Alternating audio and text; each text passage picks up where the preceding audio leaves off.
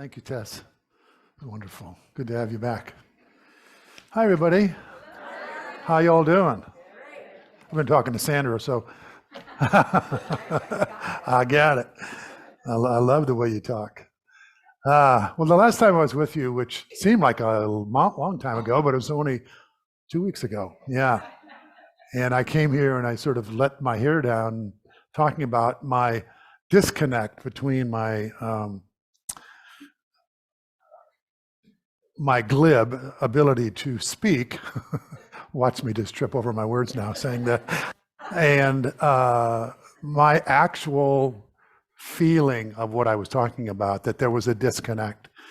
And that for many years, and this sort of speaks to this, what we were talking about before service and the idea of the song, is that, you and I were conditioned in life, and no one escaped conditioning, unless your parents were Mary and Joseph, and even then, none of us escaped the conditioning that, influenced the person that we became.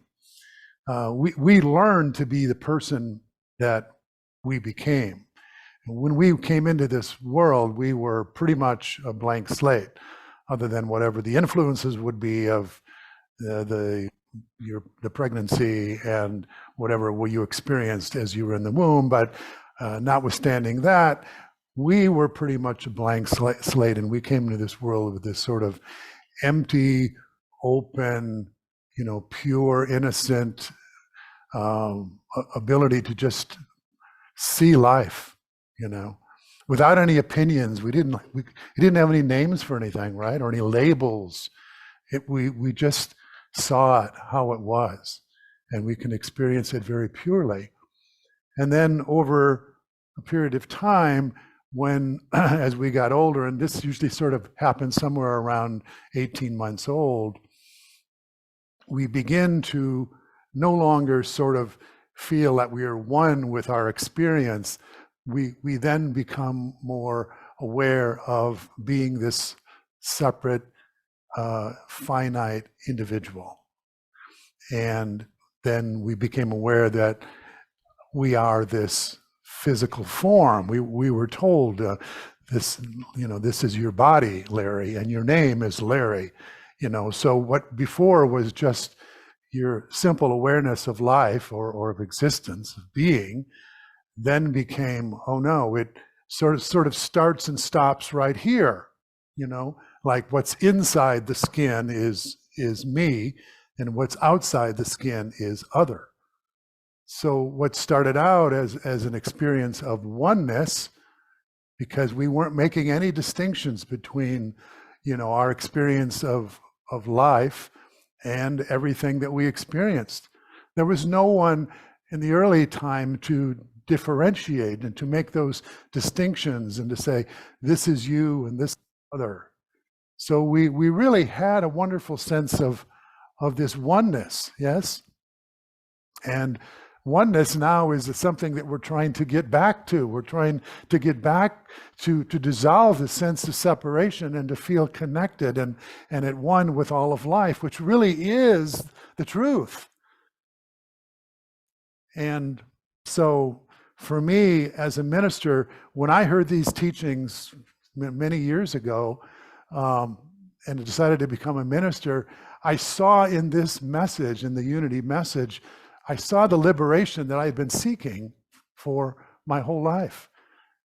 We all have this essential feeling of wholeness and freedom, and our discontent in life isn't so much that we need life to be a certain way. It's really that we're trying to get back to this essential feeling of connection to the oneness that we knew at one point in our life, and that we essentially are. Because this bodily birth really gave rise to this feeling of separation. And ever since then, we've been trying to get back to this feeling again. Does that make sense?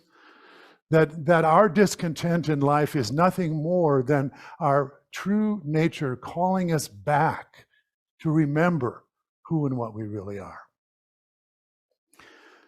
And if we can see it that way, then we can be more forgiving of ourselves and others' behavior when we're acting in ways that maybe are not so skillful means, yeah?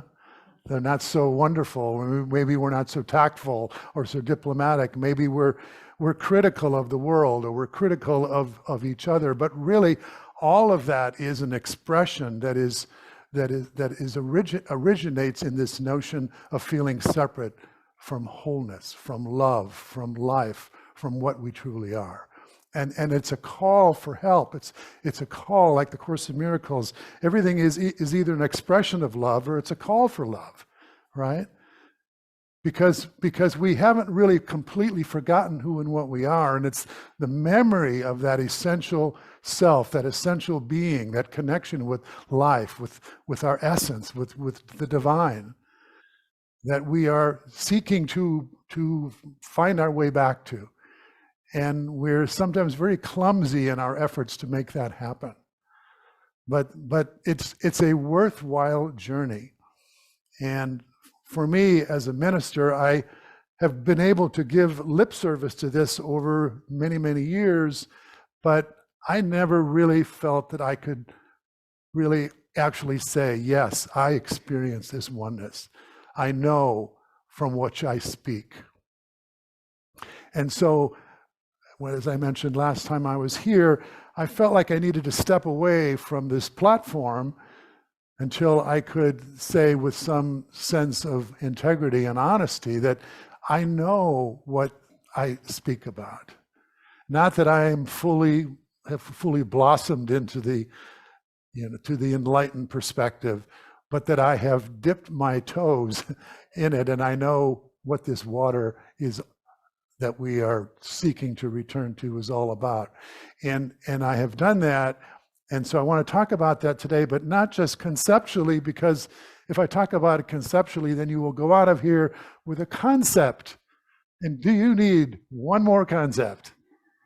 Aren't we just full of concepts? We're rich with thoughts and concepts and perspectives and all of that. And, $2.50 will get you a cup of coffee, right? So I want to sort of walk us back, and that's the way it's been described to me, is actually while we've been sort of seeking for this higher truth, that really is a misnomer. That is misguidance. We don't need to go higher. We need to go backwards to what we knew as a small child, before we became conditioned, in which we began to see ourselves as separate, finite entities. At a time in our life in which we knew that we were, excuse me, let me grab this water.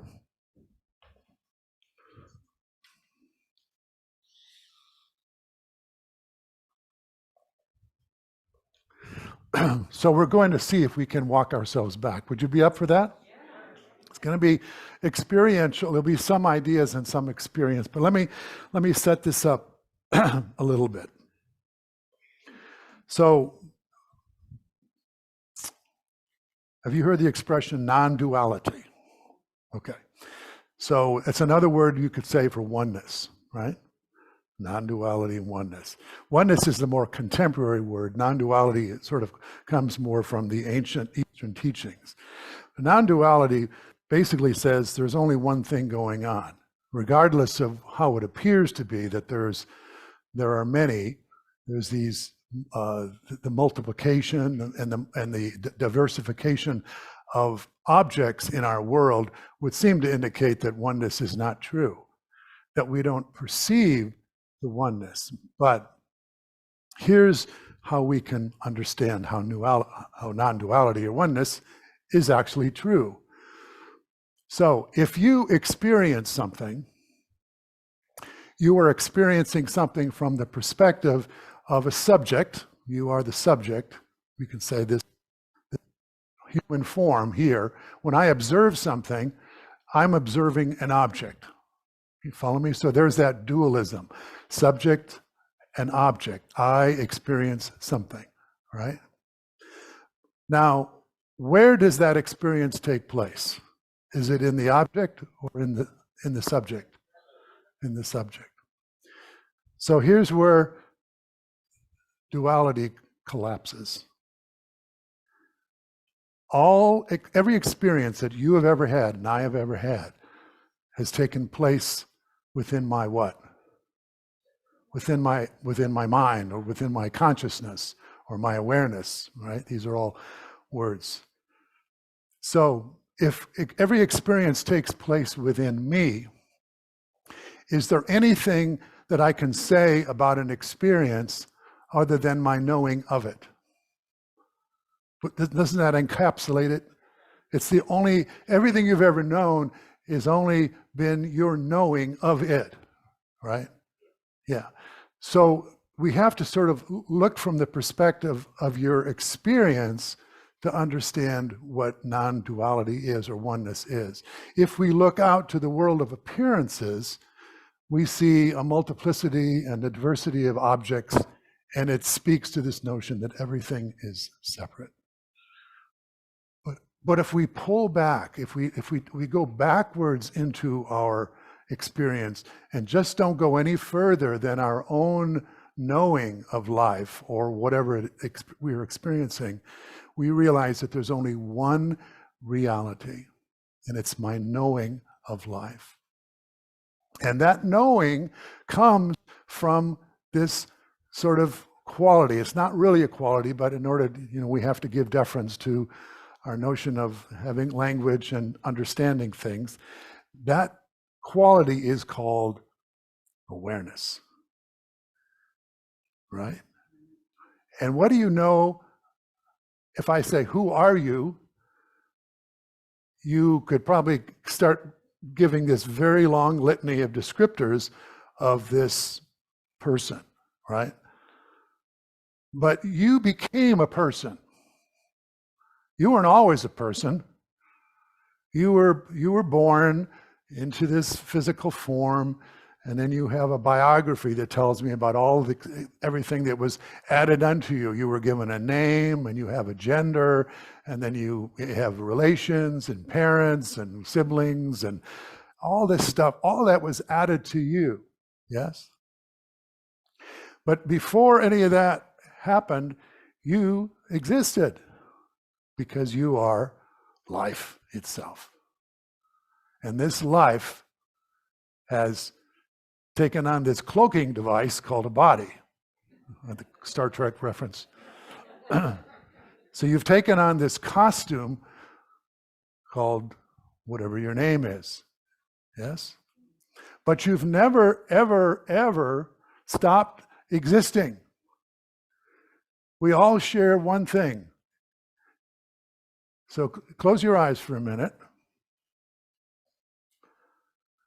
And if I say, how do you know that you are?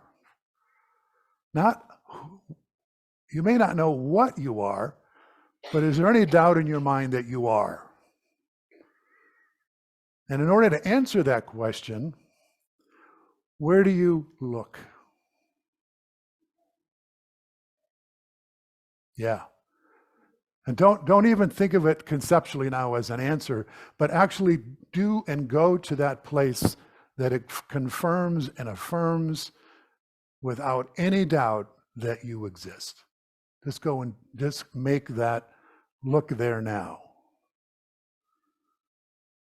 Maybe you feel a tingling in your body, like an energy that's moving through you, or somehow you just know that you are. Isn't that true? Okay. And secondly, not only do you know that you exist, but you know that you exist. Correct? So this is where we're getting down to the core truth. The core truth is that you exist and you know that you exist. Everything else is an added, is secondary to who you are. So when we're talking about who and what we really are, we're not talking about anything that you can observe, because all those things come and go. If we look at it with a concession to the normal, rational way of answering the question, who are you? You would say, I'm a what? Person? A person. Let's say a person, okay? So what is a person? So you're referencing a body, right? And how do you know you have a body? Sensations, right? Maybe visually, I mean, at least from the neck down, you can, with your eyesight, you can observe that you have a body, right? And then you have these sensations, you have maybe some sense of this physicality, and then you also have a memory, right? You have a memory of this life in a body, right? So you have a belief probably that you are a person, and you have these images, and you have these sensations, and then you have these thoughts, right? But let's look at that. Sensations, do they come and go? So if right now you had a sensation, just for a moment, feel the sensation in the sole of your feet as you're sitting on the floor, as they're resting on the floor. Can you feel that sensation? Okay. Now, if I ask you to put your attention somewhere else, that sensation in your foot's probably going to go away, right? But do you go away? No. And you can say, well, I have memories, I can think of my whole life. I can tell you this whole story of, my parents and what I did and all these years to verify this was who I am. But do memories come? And do memories go? Hello? Some we'd like to hold on to, and some we wish we could get rid of, and some we just can't pull upon when we put our keys somewhere, yeah? My wife and I have become very comedic about our memories. It works much better than the old approach, like, I'm so old and I'm so stupid, I can't remember. And that exactly is not who we want to become. So we just make great jokes about it, right? Which is like the old man and was sitting talking with his buddy, and he said, I went to the greatest restaurant last night. And his buddy says, oh yeah, where'd you go? And he goes, oh man, what was the name of that? What was that? He can't remember. The guy said, well, you just went there last night. Why you can't remember? He said, I don't know. He said, what's the name of that flower? It's on a stem and it's got the little thorns and everything. And his friend says, Rose. He goes, Rose, what was the name of that restaurant we went to last night? It's like, you got to keep laughing. I mean, you know what I mean? So what we're doing here is we're sort of breaking down the assumptions that are rarely questioned about who and what we are. So we see that these things that we identify that prove that we are a person are all things which are transient, right? And it doesn't matter what your sensations, your thoughts, your memories, any images that you have about yourself, all of those things can come and go. And even your feelings, oh boy, we're so attached to our feelings, right? But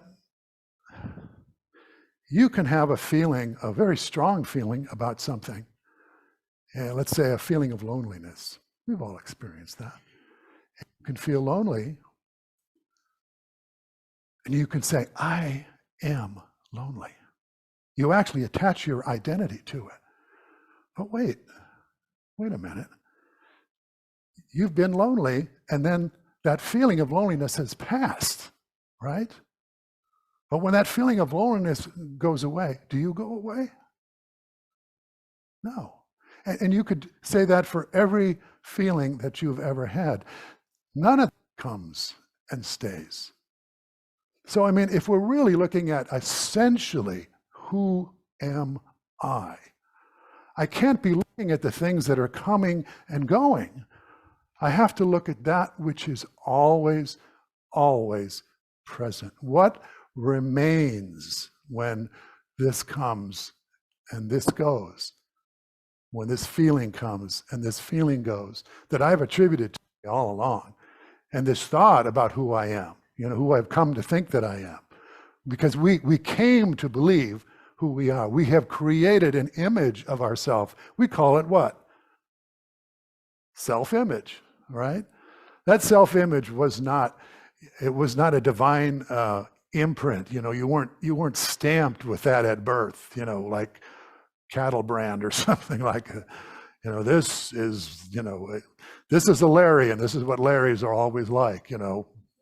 No, you were a divine original, and you were pure, and you were clear, and you were open, and you were receptive. And over time, conditioning began to sort of close the aperture of your understanding, and your self-image began to take the shape of the conditioning that happened in your life.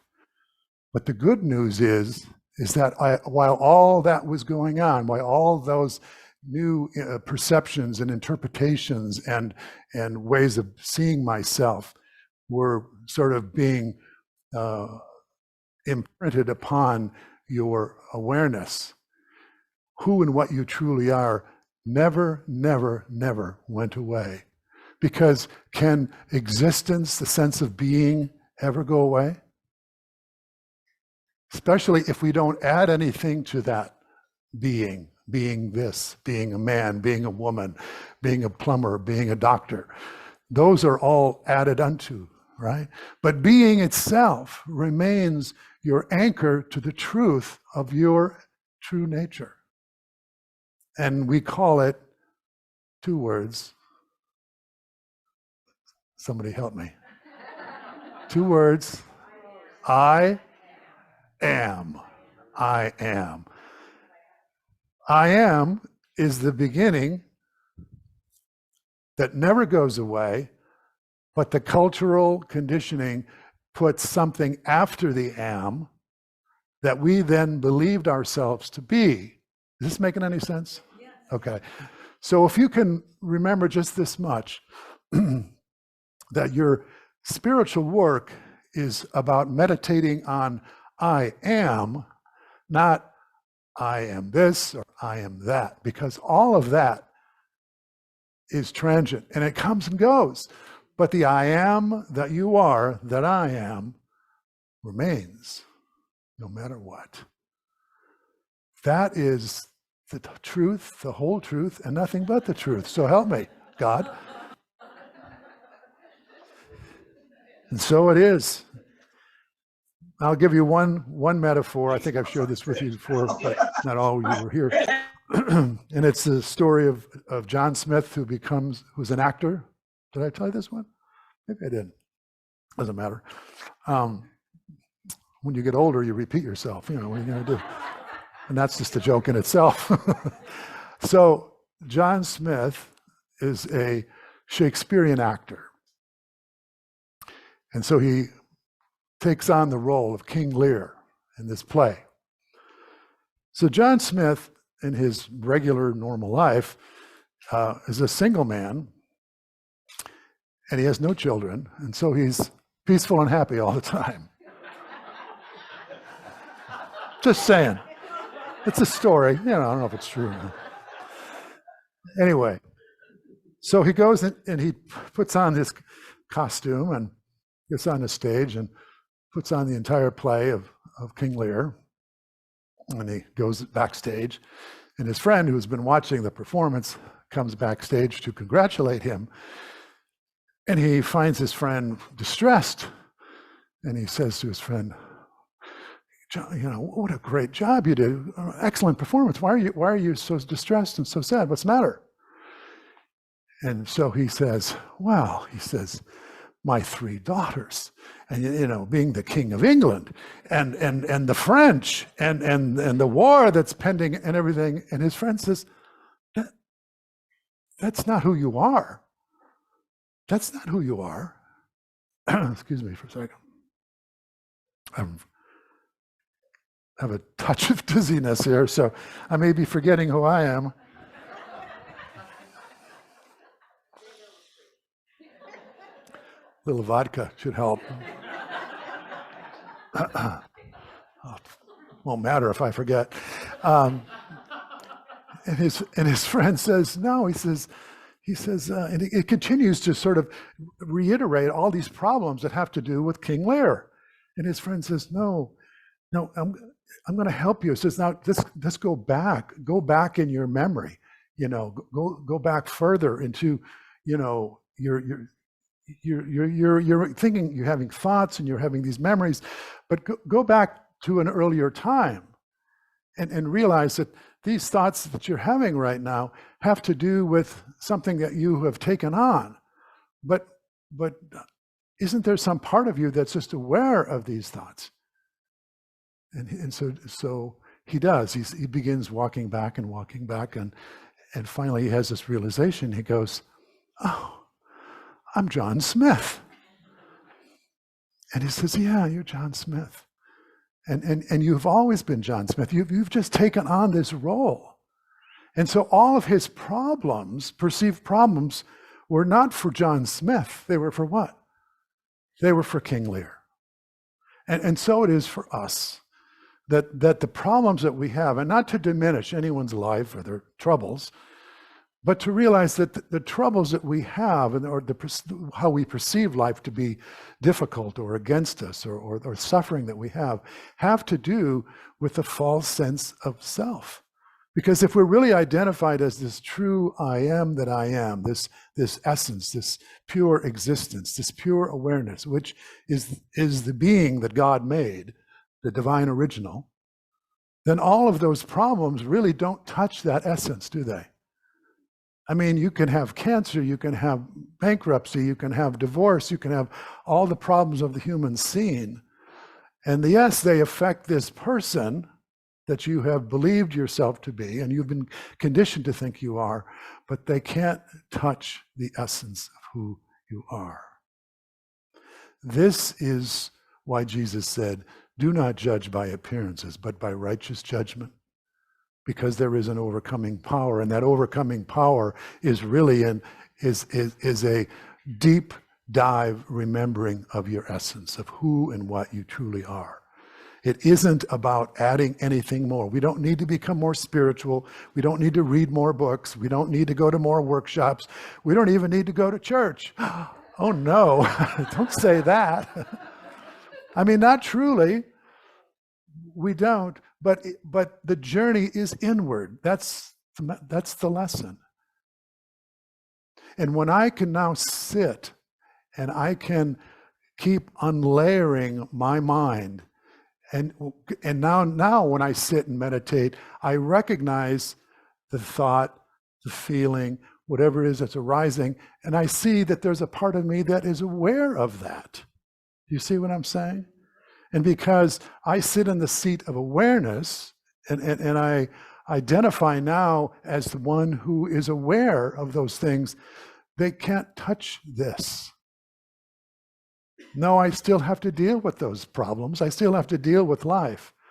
But I don't feel diminished by those realities, those apparent realities, because I'm grounded in a sense of this invulnerable sense of being that indeed I am, which we all are. And if we make this journey, if we do this practice, we will get better and better at realizing our essence.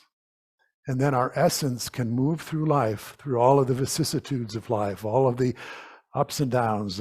She loves me not. He's here, I wish he'd leave, whatever it is. And we can stay in a state of equanimity and peace. Not because we're in denial of what's happening out here. That would be a spiritual bypass, which not recommended, because you'll pay for that one. That's a false faith, right? It's like, yes, I see this is going on, and I'm sitting in this seat. I'm sitting in this place of observing that.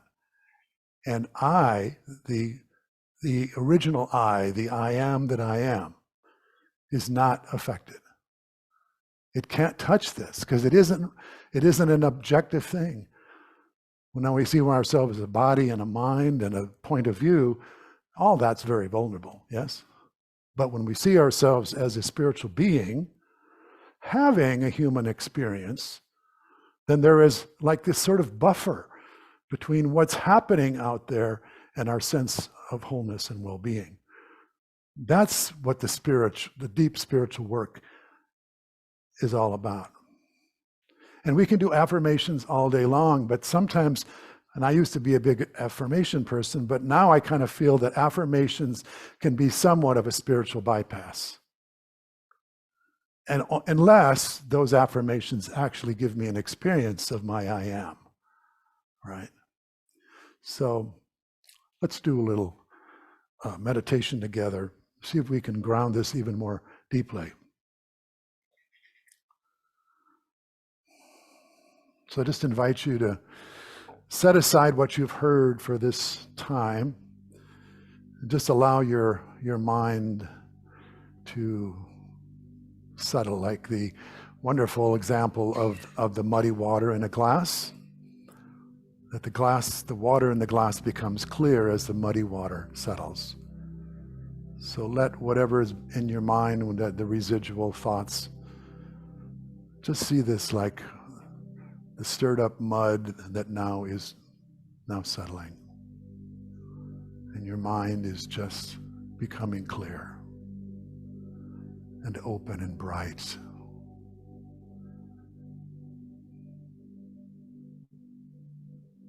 Jesus said, I am the light of the world and you are the light of the world. And this light he was talking about is pure consciousness.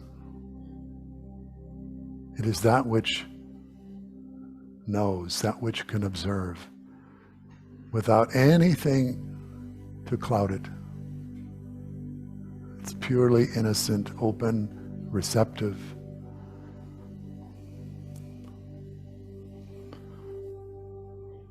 And allow this mind now to sink into the heart. When the mind sinks into the heart, there's a oneness. There's a sense of being, pure being, simply being.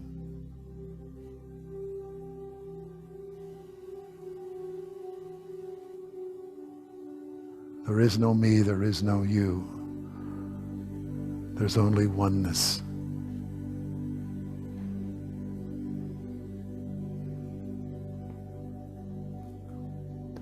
And bring your attention now to awareness itself.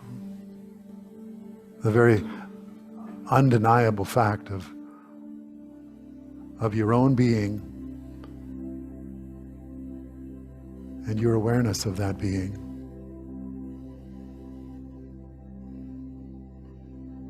Simply being.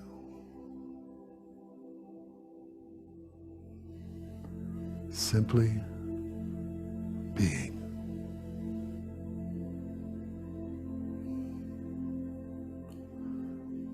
The psalmist said it this way, be still and know I am God.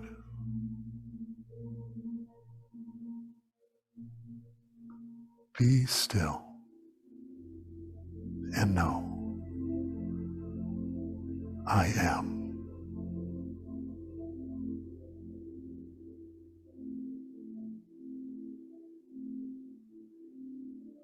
Be still and know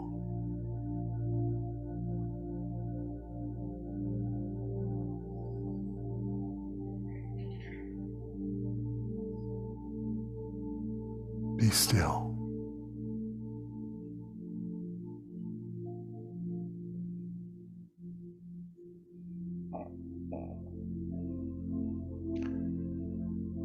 Be.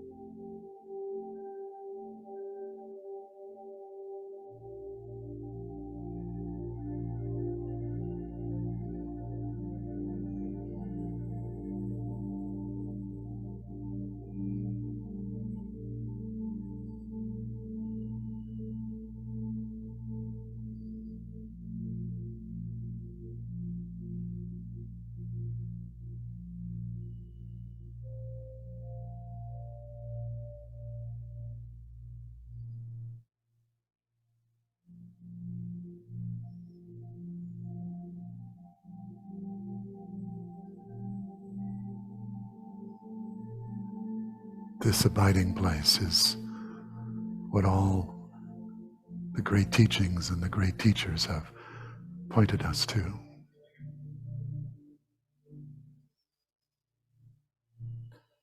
Closer than breath.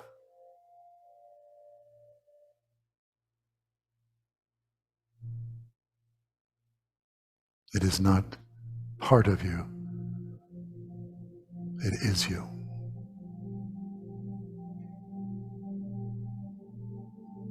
Jesus said, the Father and I are one.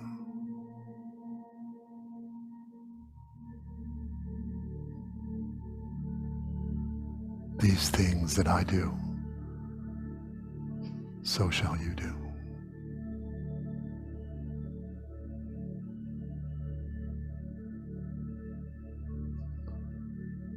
We return to the source of our being.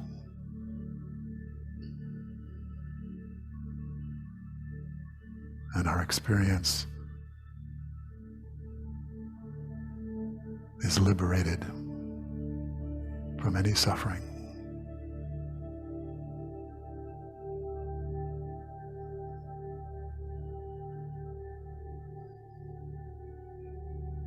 This is the truth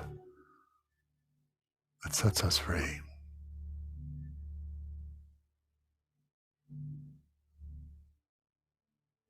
For which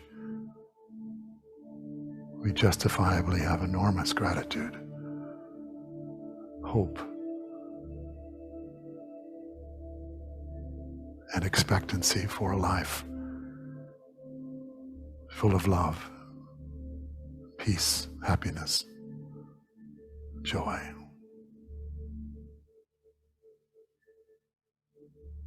From where we came from is where we live and move and have our being right here, right now.